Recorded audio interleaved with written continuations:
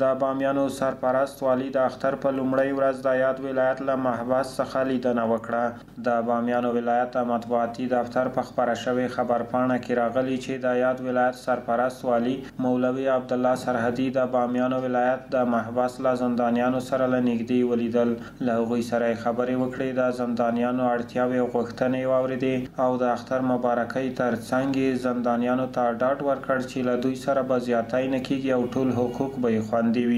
که شما هیچ وقت در زیر شما این نباشه که خدا ناخواسته در مقابل شما ظلم میشه یا در محاکم یا در محبس، قومیت تو، سمت و لسان و نه، به هر کدام اذیت به خاطر لسان یا قوم مذهب شده، سوال ما صدا کن. مسئولین محبس در خدمت شماست